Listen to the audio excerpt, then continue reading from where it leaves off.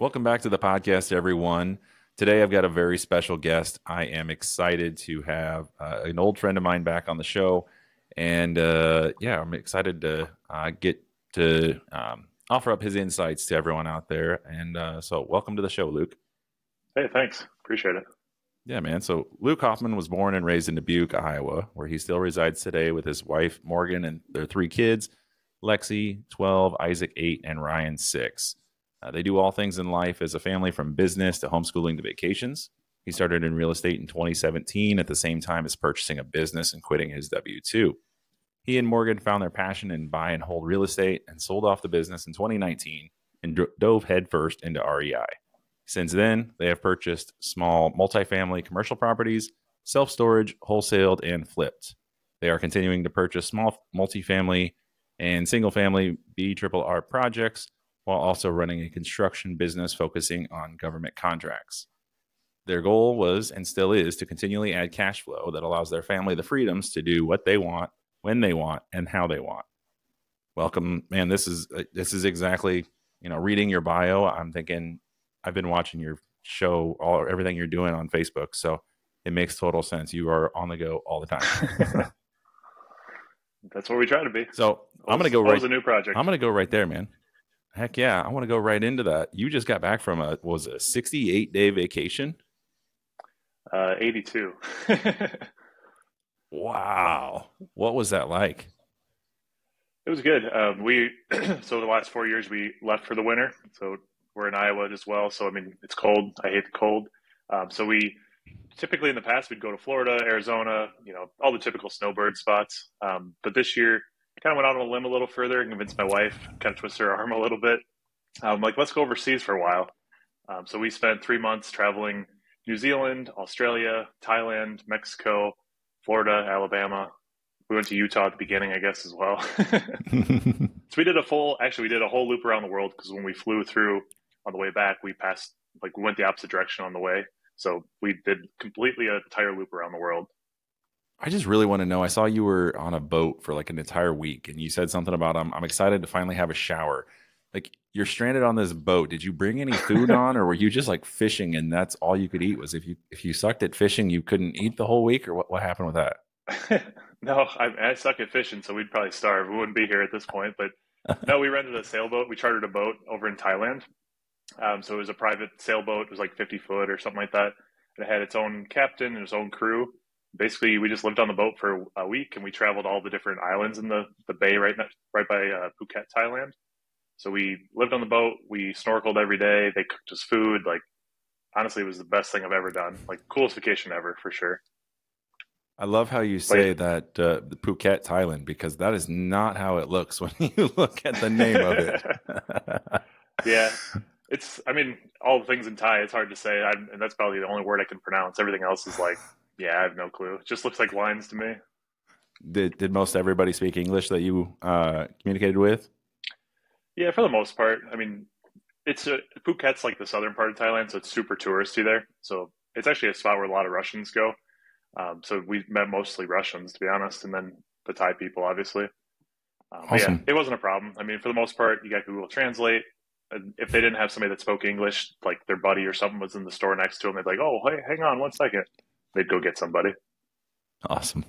That's cool, man. Well, I appreciate you posting that stuff on Facebook and Instagram or whatever, just because it was fun to watch. I felt like I was kind of on vacation. We were on vacation in Florida, and it was 60 degrees out there, that wind blowing right off the ocean. It was not warm at all. And I'm thinking, Luke is over in Phuket, if that's what he wants to call it. Yeah. Yeah, it was hot. It was over 100 most days, and humidity like we have in Iowa in July. And when we were in Australia, it was 120 when we were going through the outback. We rented an RV in the outback, so we were very, very hot most of the time. That's incredible, man. That's awesome. Well, hey, I want to get into this a little bit. You and I can probably sit here and talk all day long, but you've got appointments to get to, and so do I. So I want to get into a little bit of my family, recreation, occupation, and goals segment here. And, going back, Luke and I went to college together, and Luke was actually the best man in my wedding, and very proud of that, because I look back and I'm amazed at how you have grown this business. You've gone from working at Cartograph as a W-2 employee, talking about wanting to, start investing into properties, to now, how many doors are you at? My wife and I, we have about 60 in Dubuque, and then we have a self-storage, which is 171 units, and then we are partners in a 74 unit in Des Moines, and a That's house in incredible. Florida, I guess. Oh yeah, that, no big deal down there. Yeah. That's the worst Well, investment out of them all. so how does your family participate in, the business? So you talked about how they're homeschooled, and Morgan's helping out with the school, with real estate. How does your family interact with all that? Yeah, so I mean, when we started, it was primarily I did all the business stuff, and my wife stayed home with the kids. They were, 7 years ago, so they were pretty young at the time. I did all the business stuff. She would help where she could, but I mean, at the beginning, she was so busy with the kids, it didn't really make sense. Over the last few years, she kind of plugged into the business pretty hard for about 2 years, and had some like actual roles that wasn't just helping me. It was like, this is your responsibility. But then when COVID hit, we were actually just before COVID hit, we were planning on leaving for a 1 week a month, and we were going to travel to the US. So we are going to start homeschooling and then basically look at it from like, hey, you want to learn about Washington, D.C.? Let's learn about it for 3 weeks, and then let's go there and let's see everything we just talked about. And then, the long-term hope at the time was, travel internationally, do the same idea. But then COVID hit, so it kind of shut it down. So we kind of, I mean, essentially, I retooled the business at that time. I mean, we all had more free time, right? You're at home all the time. So I went to some masterminds and really just got in circles with people of like, because I was working tons of hours. I was doing most of the rehab stuff myself. I had one guy maybe off and on. Like, it was fine. It made money. I mean, everything was fine, but it wasn't like what everybody wants to go. Like, we all want to invest in real estate or quit our W-2s for a variety of reasons. But at the end of the day, it all boils down for freedom. And I want to do what I want, when I want. I don't have to show up to a job. So we kind of built ourselves a job. And so the family plugs in now more so, I run still everything in the business, my roles, but then my wife has actually stepped out of the business. So she focuses only on the homeschooling, and then our day-to-day lives type of thing. But yeah, I mean, so the kids are homeschooled, which is, they're now to the age, like last summer was probably the first summer we really started plugging them in. So my oldest daughter's 12, she would help us with back end stuff in the business, the admin things, or even just listen to conversations, the kids that, if you work a W-2, you're at work all day, your kid's at school, right? So Yep. like, they don't get exposed to the same conversations that we have, and they'd go to the bank with me and hear different financial stuff. And honestly, it hasn't really generated like a ton of conversation, but until just probably in the last 6-8 months, now they're like actively interested, all of them. And so like, they're running their own businesses. They're talking about like, how can we do this? I'm like, I don't know, figure out how to make that money. And so like, my daughter just last week, or actually a couple of days ago, she's wanted to go to summer camp, and she's like, it's $380. I'm like, well, you better find it. I'm not going to pay for it. And so she's like baking bread and doing all sorts of, sales stuff. So we've kind of intertwined business and homeschooling. That's where they really plug in right now. It's less, they don't have active roles in the business, but they're a part of the business just to see it and experience it, I'd say. That's awesome, man. Just thinking about Lexi and how the fact that she's 12 just blows my mind. Every time, obviously other people's kids get big and you don't notice it, but just remembering the day that she was born and being there, and then yeah, that's crazy. Wild. It's amazing. Yeah. But it's cool too. I mean, like, one more thing, like when we were in New Zealand or Australia, I forget where we were, but we were at this house like across from the beach, and walking back, like we were in the middle of the beach, and there was this huge pine cone. Sticker was huge, and so I just picked it up. So I'm like, oh, this thing doesn't have a place on a beach, like it stuck out. And so I was just playing with it and walking around. My oldest son, he was like, who's 8, he's like, oh, let me see it. I'm like, all right, cool, you can play with it. We got back to the house. I'm like, I bet you for $2 you can't sell that out on the curb to somebody. And he just went out on the curb and he started, like, everybody that went by, and he made signs, and he eventually sold it. Like, the time he sold it, we had 2 people show up. They're like, I want it. So he made $4. They both gave him money. That's awesome. So what unexpected ways has being a real estate investor influenced your life? I mean, honestly, just the freedom that we have now. I mean, you read about it in the books, and like, you listen to podcasts, you watch reels. I mean, all that stuff.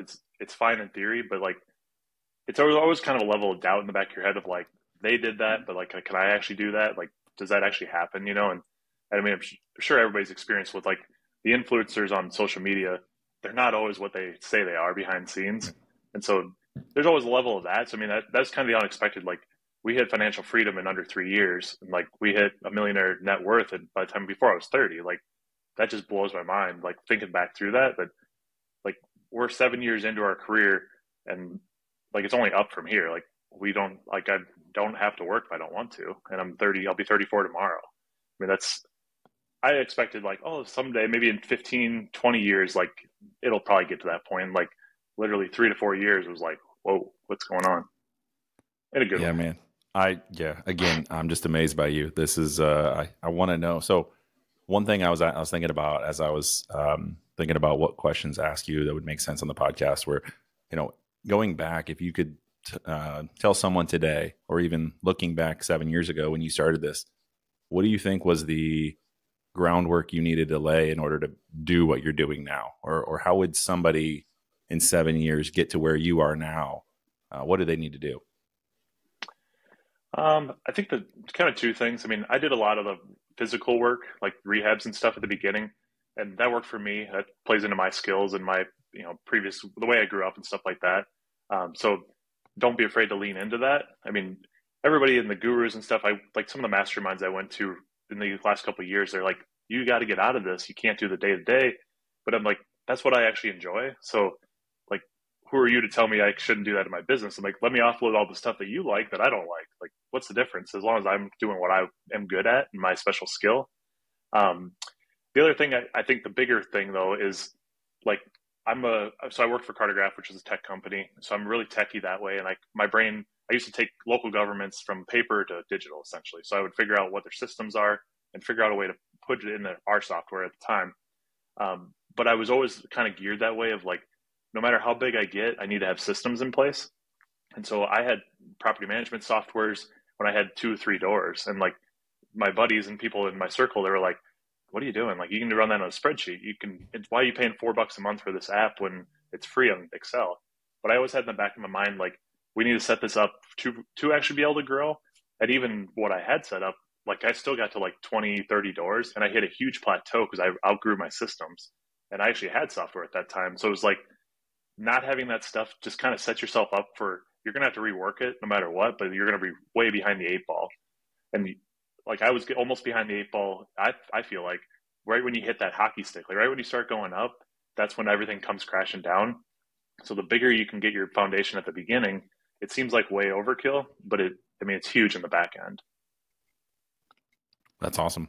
So you're saying I need to go out and learn a trade in order to be like you, but if I don't know a trade like you do, I just start buying every property and just plugging money into it, or what's that look like if it's somebody not everybody has the skill set you have. So what would you say Yeah, to yeah. maybe the everyday investor? Yeah, I mean, I don't think you need the skills necessarily. I mean, you got to figure out what you're good at the end of the day. I mean, I was better at the hands-on stuff to begin with, but if you're not, then are you better at money? Are you better at analyzing deals? Are you better at relationships, networking?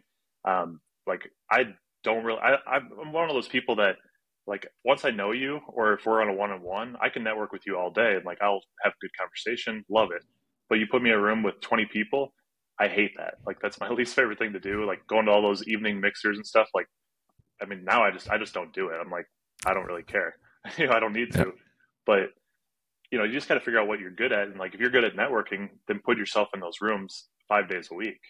Get in the local RIA groups, get in whatever your business is, and then I mean that's your trade, if you will. You're good at that, so get in that because that's going to And open so all many doors.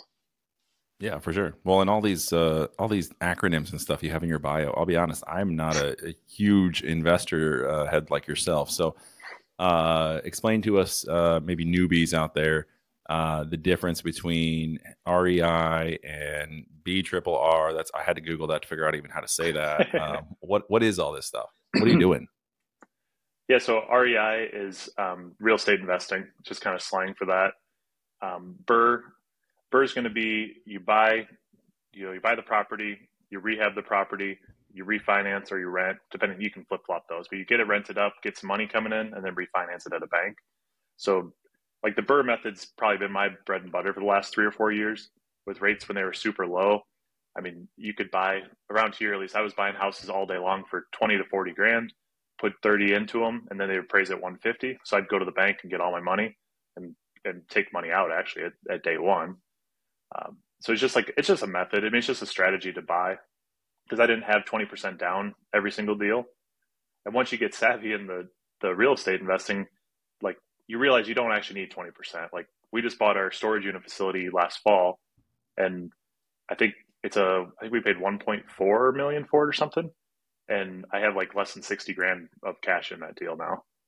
So we essentially bird it with an SBA loan, and then I cash back myself out. So I mean, there's always a Wow. way, but I Yeah. mean, it's just different scales. You can use debt to burr it. You can use your own money, cash, whatever it is. I told you about a property that came up in like Dexter, Iowa, I think, and you just told me, okay, go do it. And I said, I don't even know what that even looks like. And I was like, I don't have the money for that. And you're like, that doesn't matter. You can find a way. And that just goes back to what you're saying. There's always a way to get something done if you really want it. So I love that. Mm-hmm.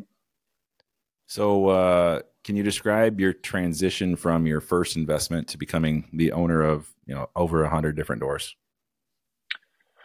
Oh, lots of personal growth, that's for sure. Yeah, I mean, the transition at a high level, I mean, it was both personal growth, but then also really just a mindset shift of like, if we're going to do this, like I hated real estate for the first year or two. Like we bought some properties that sucked, had all the horror stories that everybody talks about. Like we experienced quite a bit of those in the first year. And I mean, I have pretty thick skin and pretty high stress like tolerance overall, but like I was actually ready to get out. My wife and we had conversations of like, maybe this isn't for us. We should just, sell them off, dump them, whatever we got to do and move on. But yeah, I mean, you just transition across those, say the 7 years, like going from this sucks to, all right, we're making a few bucks to now I need to change my mindset of like, if we're going to actually scale this thing, how do I build more systems and get more people relationships to get everything to grow?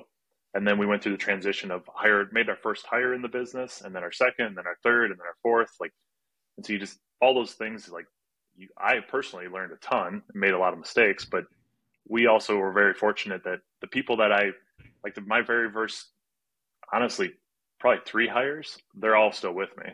And so I think it's a Midwest thing. I mean, if most of your listeners are in the Midwest, like we're nice, we're friendly, we care about people. We're not just like, you work for me, like go do your job. And that's not how I manage. So there's a level of that I figured out, I'm still learning, but like to this point, like I'm still working on how do you become an effective manager, but also like be nice to them, and like there's that balancing of like, you need to get this done, but what's going on in your life? And like, I just got back from the trip, like you were saying. And like right before this call, I was stopped at one of the job sites to talk to the guys. We probably talked business for like 30 seconds and then we shot the breeze for a half hour. It's just little things like that you pick up the more years you're in stuff. You know, that's at least how I operate. I mean, I'd rather have those people like I pay them well, I take care of them. My wife cooks them random treats and stuff. Like we buy them food, lunch all the time. Like at the end of the day, if I spend an extra 10 grand a year to like take care of these people, I can leave for 3 months, and like they run the show. It's worth 10 grand to me all day long. Heck yeah. So first off, I'm kind of sad that I haven't gotten any of Morgan's goodies. So I'm going to have to see if I can put an order in for that. But We can overnight it to you. Do you have any good horror stories? I know you've had a couple of fires and things like that. Do you have anything that really stands out in particular? Yeah, we've had fires, we've had floods. Probably the flood. The fires weren't directly my buildings, besides one like kitchen fire, but the flood, I think it was last winter. No, 2 winters ago. I was in Arizona, and I got a call from one of the subcontractor I use. He was renting a little commercial space from me. He's like, dude, it's like a Saturday night at like 8 o'clock, 9 o'clock at night. And he's like, dude, I just went to the place to get whatever I wanted, and just doing my thing. And he's like, there's water raining in on the first floor. He's like, a pipe broke somewhere. I don't know what's going on. Well, it turns out the third floor was vacant, and the typical like just oopses. I didn't have my systems in place. The gas got turned off. The furnace wasn't on. Blew a pipe. Well, it dumped like 8,000 gallons from the third floor attic all the way down to the basement. So Wow. Yeah, like literally the drywall on the second floor below that fell off the walls, off the vertical walls. It had so much water. That's I terrible. never, I mean, the demo was super easy. It was on the floor. But I mean, that one, it just goes to show like I didn't have my systems in place for like a move out. Did we, somebody check that the gas stays on when it's January, in Iowa. So Yeah. again, then I just put a system in place. Now we have a task on every single move out in our software. If somebody moves out in the summertime, make sure the AC is not running. In the wintertime, make sure the heat's on. So you learn from the horror stories. They suck, but what do you Yeah. do? Failure is the way to success, right? Mm-hmm. Um, and talking about systems and whatnot, I kind of remember when you got involved in that chemical cleaning products company. You first got into that, and you were, I think you and Morgan both had to learn how to use a typewriter in order to just understand how the previous business owner was actually running his business, and he was using punch cards for all of his orders. And then you took the time to learn it all and understand what he was doing, so that way you could truly understand, how do I get this onto spreadsheets? How do I make this into an organized system that isn't a chaotic manual mess like it is right now? Yeah, I mean, that's one skill I feel like I've been pretty good at is like a lot of people, and I have a tendency to want to do it, but I try to really not. Like anytime I buy something new, like the storage units or that business, whatever it is, like they run it however they're running it today, whether it's making money or not, doesn't necessarily matter, but like let it run like that for a month or however long you need, whatever makes sense, but like run it, figure out their systems and actually get in there and then learn the process and then tweak it. Like it's so easy, like especially like our generation, we're like, oh, we got software, we'll just swap that out day one. But like you think you're replacing the typewriter with the software, but what you don't realize is you're breaking, five more things downstream that you don't realize till a month later. And you're like, oh, that's why you did that. So I always take the time to learn it and then let's tweak it. Yeah, makes sense. Hey, I want to get into a little bit of this or that. It's a little to understand a little bit more about you personally. Um, so you can expand upon these answers, or you can just give me the quick answer. It's totally up to you. All right. So first one we're getting Cool. into is breakfast burrito or pancakes. Ooh, definitely breakfast burrito. Oh, Love me really? some eggs. I totally thought you were going pancakes on that. I'm a sugar guy, but I don't know. I just something about a burrito in the morning. Sunrise over the city or stargazing in the country. Definitely the country. Best places you've traveled to. Um, we traveled a lot. I'd say Thailand was probably our my favorite overall to date. Beyond that, we went to Dubai in September. That was pretty cool. And then before that, probably Greece in high school would be the next one. Spent a month over there. Didn't we do that in college, or you did that in college? Or yeah, not high school, college. I'm sorry. I was About gonna the say I same was time in you were in Portugal. Portugal. Yeah. Although I I still wish I talk traveled about in high school. yeah, no kidding. I still talk about that Portugal trip to people. I'm like, oh yeah, that was. And then I remember hearing your stories about how you guys were partying all night until 4 or 5 in the morning, and then hopping on the bus and sleeping to the next destination. So Yeah, not as it was cool. a But blur. reading nook with a comfy chair or productive home office. Productive home office for sure. I have the entrepreneurial curse of it's hard to turn it off. Always something to do. Yep. Do you fall asleep easily or no? Yeah, I'm a super early morning riser, so I get up at 4 every morning, and then I usually crash about 8 at night. As soon as my head hits the bed, I'm out. Doesn't matter if it's 6 o'clock, 8 o'clock, I'm out. So when do you sneak in that ice cream? Because I always see you. I know you love your ice cream, and one of my questions here is your favorite ice cream flavor. Yeah, my favorite's something with peanut butter. I like vanilla with peanut butter or something like that, or just scoop a big old glob on top. I mean, I usually have it at night. I mean, a lot of times in the summer when we're home, I'll work all day, come home, we eat dinner, have my ice cream, and like literally within an hour, I'm in bed sleeping. Super healthy, eat a bunch of stuff, then go right to sleep. Yeah, totally. Well, I mean, if you're going to bed at 8 o'clock, don't they say don't eat anything after 8? Well, you're already in bed, so it doesn't matter. Right. I beat it. Comedy show with friends or romantic dinner out. Probably a romantic dinner out.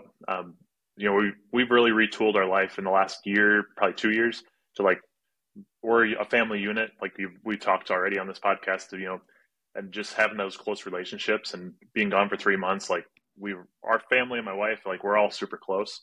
And so we enjoy spending time together, honestly, than going out with other people a lot of times. And a lot of our acquaintances that, we do hang out with are from the church or, just business acquaintances. So we have different, I would say we have less just like kick it casual friends than we do like you're from different circles. And, we have different reasons why we hang out with all those people. But yeah, not just, we don't have too many just like friends to be friends type of thing. Like there's a reason, we at least we came into each other's life for a reason, and then maybe it goes from there type of thing.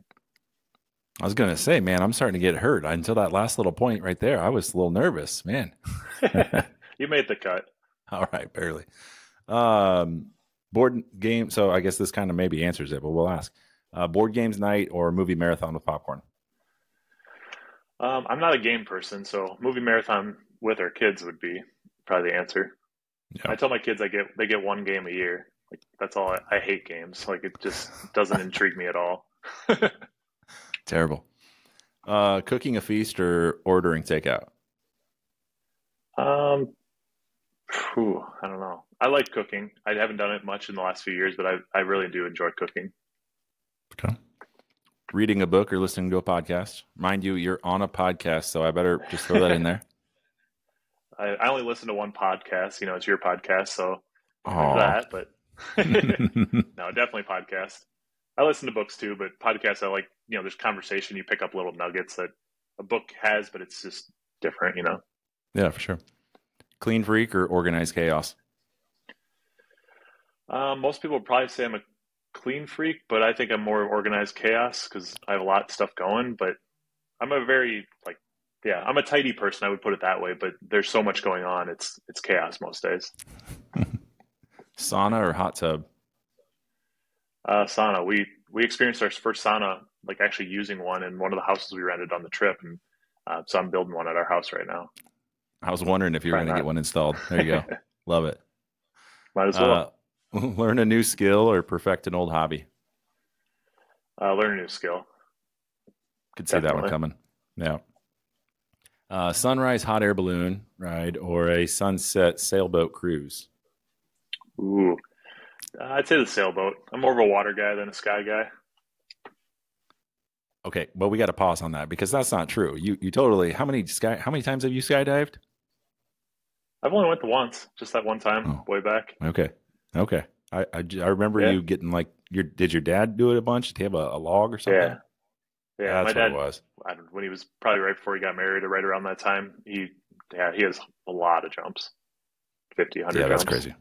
Wow. I would do it again, but it doesn't. I don't want to do it every day, type of thing. Local farmers market. That's true. No kidding. Local farmers market or convenient grocery store? Convenience. Yeah. I like the idea of the farmers market, but I don't want to actually go. I mean, that's true. I feel like Morgan would enjoy the market though, right? Yeah, she goes actually quite often in the summer. One of our buildings is like half a block from it. So yeah, when we have parking right at it, so it's kind of nice. All right, so I want to get into my final segment here, which is the trending topic. And so with the housing market transitioning from a seller's market to more of a balanced market, are you adjusting your real estate investment strategy? And if so, how are you looking to capitalize on the changing market conditions? Yeah, so I mean, I think we've historically the last couple of years, we've focused a lot on buying single families. And so we rehab them and keep them as rentals or whatever we're going to do. I'm looking at, because rates are kind of maybe coming down, we have a couple quote unquote dogs in our portfolio that I'd like to get rid of. And so I'm watching it close for that to move that money. And I've taken a little bit more of a approach of looking at like maybe new construction or just commercial assets in general. And so, yeah, I'm keeping a close tab on it. Not necessarily, I want to keep buying single families because I like that model. My crew, they can just, I buy a house, flip them the keys, and I don't really have to talk to them again about it. So I'm kind of keeping an eye on the market mostly so I can divest a couple things and then buy some commercial. But yeah, I think it's still a solid market. It's one of those things like when people say there's no deals, like I can't find a deal. like even today, I'm like, that's not true. Like I looked at, actually, I've walked 3 properties since I've been home. One yesterday, the day before, and today. Like I've literally been on the ground for less than 3 days in my hometown. And like I walk in 3 deals, and I'm like, I made an offer on 2 of them this week. So like I just, that bothers me when people say there's no deals, because there's always a deal. It's just a matter of how you look at it. And so yeah, I mean, I think from nationwide, I don't really look at it from a macro standpoint. I mean, I look at the markets I'm in. High level, what's going on in the U.S. in general, with all those things. But I think it's always a good time to buy. I don't think, I mean, I wish, like everybody says in every podcast and every book, like, I wish I would have bought more when I was younger. And Yep. I wish I wouldn't have sold that. Like, I have those same regrets, but I still, like, you got to sell at some point sometimes, just to, you don't have enough capital at some point. You got to sell and buy something. But I'm very careful to watch the market and buy good deals. That's, I think, very important. The deal has to work not just for you personally, because your life might change, your things, what you have going might change, but like it works in, maybe 2 or 3 different exit strategies of, I'm going to rent it, or I'm going to do this, or I'm going to flip it, or I'm going to start a business. I think it's a dangerous road to go down when people are buying properties for Airbnb, for example. Like, you buy $1 million house in Florida for that. Well, what happens if regulations change, interest rates change, like you get caught in some way? Like, buy a property that's worth 300 grand that maybe is worth $1 million today, but maybe it's not. But you entered at 300, so like you can't lose at the end of the day. You can sit on it and you'll be fine. Yeah. I love that, man. Yeah. Well, sounds like you found ways to diversify your portfolio, and getting into the storage units, and now you've got the fix and flips, you've got the long hauls, you've got some warehousing that I know you did in the past. So all that stuff totally makes sense. So if there's people out there that are listening to the show and they want to reach out and ask you questions, what's the best way for them to do that? Yeah, I can give you my email after this. You can include in the notes. Otherwise, on Instagram, Luke Hoffmann 42, probably be the next best way. And that's Hoffman with 2 N's, right? Yep. Hoffmann. All right. Sounds good. Well, thanks, Luke. Hey, man, I appreciate you coming on the show today and sharing a little insight and giving us a little bit more about you. Yeah, no, I appreciate it. It was fun. Thank you. Awesome. Thanks, man. And thank you thank you everyone for listening. Stay tuned until next week. We're going to have another awesome guest, and have an awesome week.